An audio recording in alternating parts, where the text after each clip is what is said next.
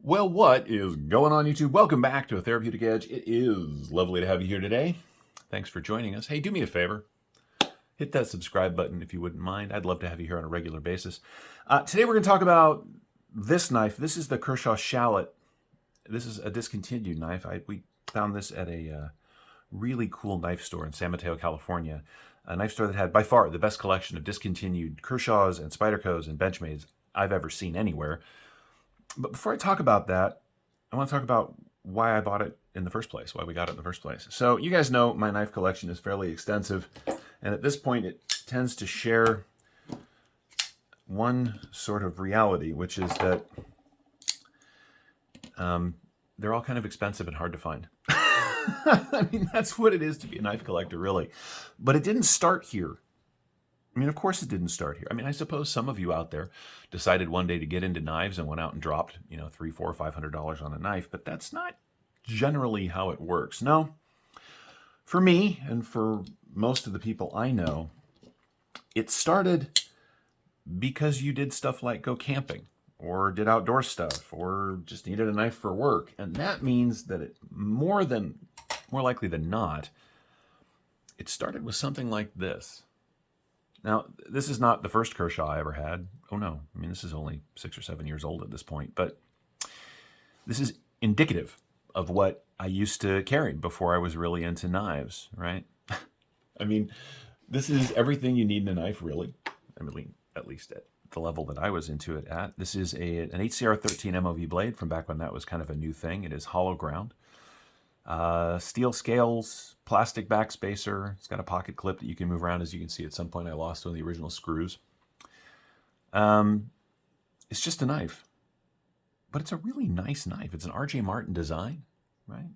Back when this came out, HCR13 MOV was new, and therefore it was very interesting. And of course, I got to tell you, I tell you now it's an R.J. Martin design, but back when I bought this, not only did I not know what that meant, but I didn't care. It was just comfortable and useful.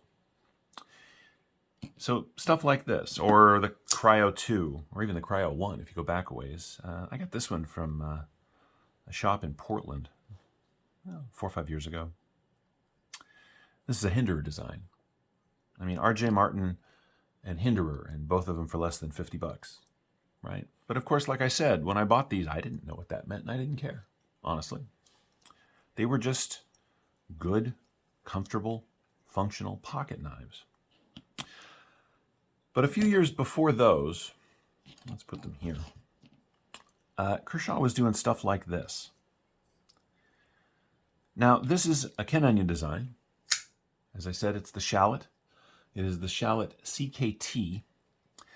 It is in 14C28N. It is steel scales with a steel backspacer. It's got a nice traditional sort of old school pocket clip on it that you can put, tip up or tip down. In fact, it came tip down, but I don't do that.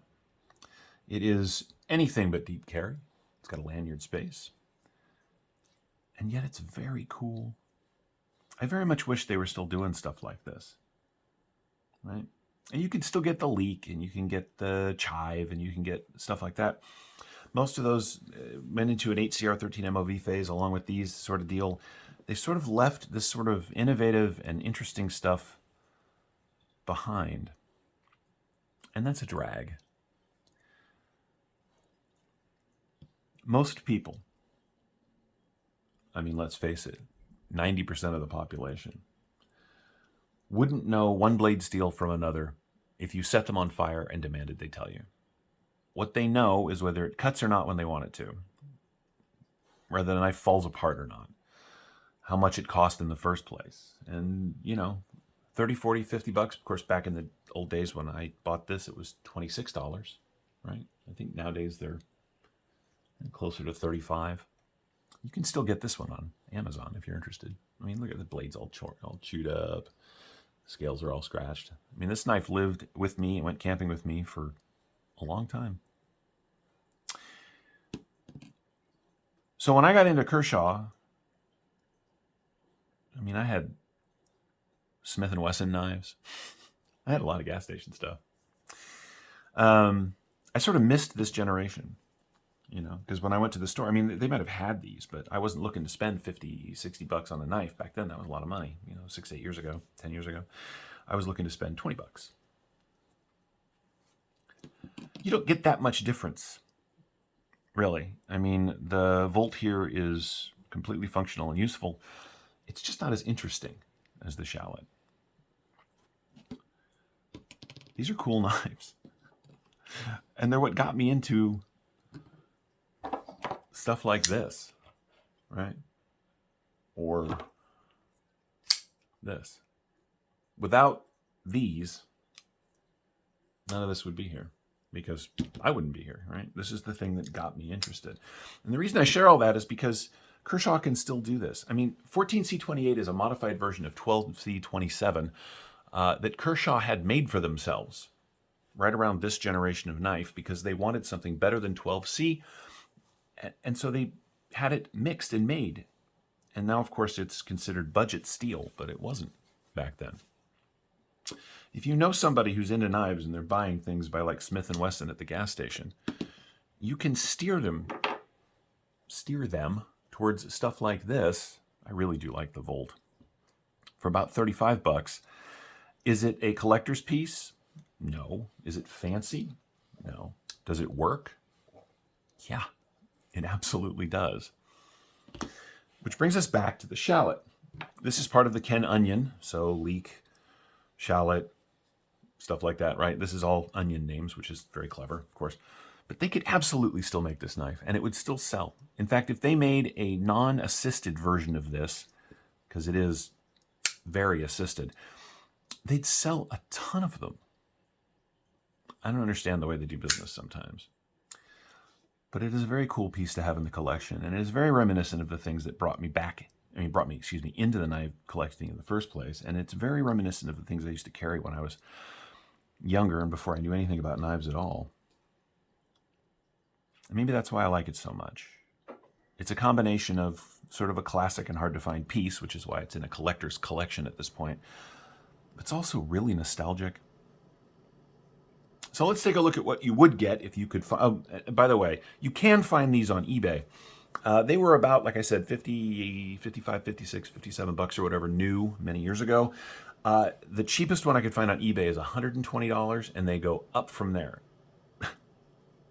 So, you know, chase accordingly. But let's take a look at what you would have got for your, let's call it 55 bucks.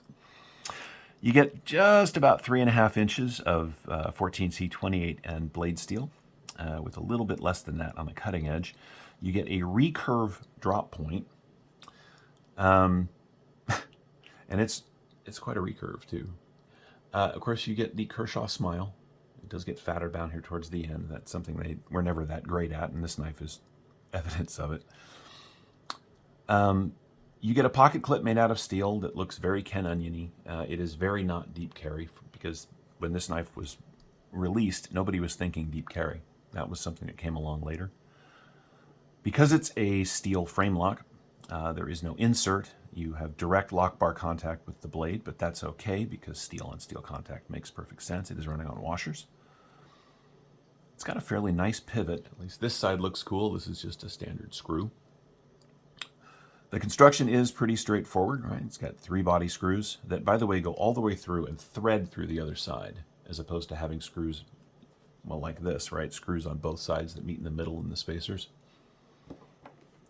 It's got essentially a full-length steel backspacer, which is very cool.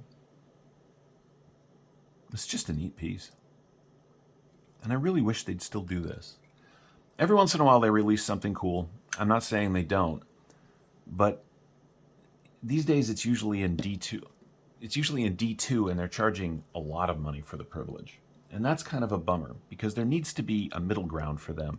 Somewhere between their $30 everyday user knives and their version of fancy knives, which are D2 and steel that cost, you know, 70 or 80 bucks at this point.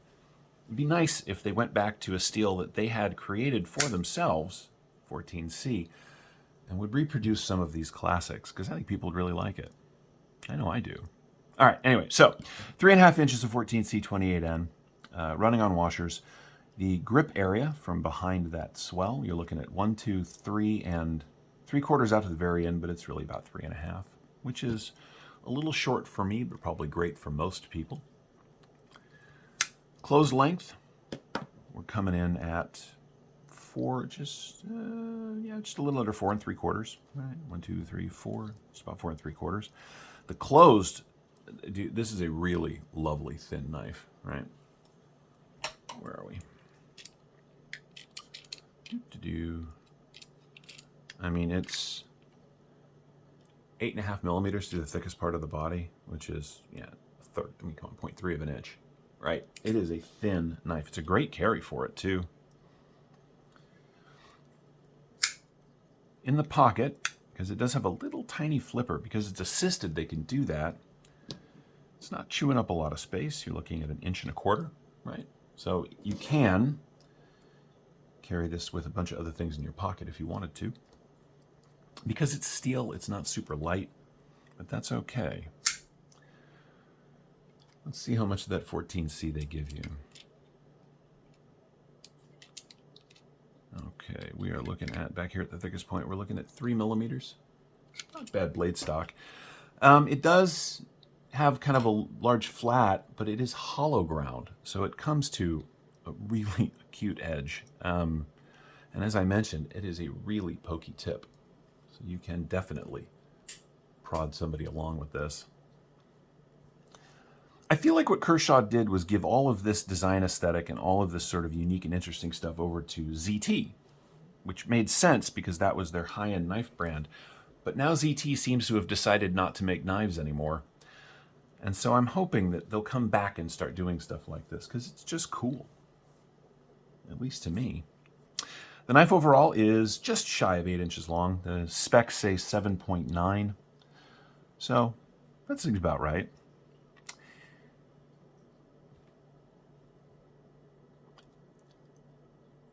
I wish they'd... Look, I keep saying it because, I got a bunch of friends that love my knife collection but have zero interest, none, in spending knife collecting money. They just want cool stuff that they can afford, that if they drop it or lose it or whatever, it's not the end of the world. And sure, you can still get stuff like the Cryo 2 for not that much money. For a little more money, into the $140, $150 range, you can get yourself like the Hogue Deca, which is a fantastic knife. But let's be honest. The distance from $50 for a knife to $150 for a knife is huge and prices out a lot of people. So since Kershaw is obviously listening, why wouldn't they? Doesn't everybody watch my channel? I'm hoping they'll pay attention to this. They won't.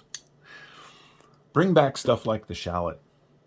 Bring it back so that a new generation of people can start collecting knives. Keep it USA made. Right? That is important to some people. It's not that important to me, but it is still fun. And keep the price down, and you'll get a whole bunch of new customers. See how much it weighs. Yeah, 4.3 ounces. For steel liners, that's not bad. Where does the Cryo fall in? Yeah, the Cryo's 5 ounces, right? It's obviously a smaller knife, but it's lightweight, snappy on the open, cool looking, very stabby, exceptionally Ken Onion in its look and feel. Back when it was released, it was reasonably priced.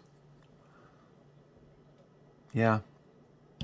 I hope they do more of this again. I hope they bring stuff like this back. I know that they're really into D2 right now, and that's great and all, but they already have a good budget-friendly steel to use. 14C. So Kershaw, since I know you're listening, because again, why wouldn't you? Stop doing D2, go back to doing 14C, bring some of the classics back, and then maybe bring some of the middle road stuff back. A Volt in 14C would be fantastic. You'd sell 1 million of them. Anyway, that's my thoughts on the matter. This has been the Kershaw Shallot CKT, a discontinued classic at this point from the folks at Kershaw. I'm really happy to have it in the collection, and I hope you've enjoyed this look at it. I know I have enjoyed having it around. Thank you so much for watching. We'll see you next time.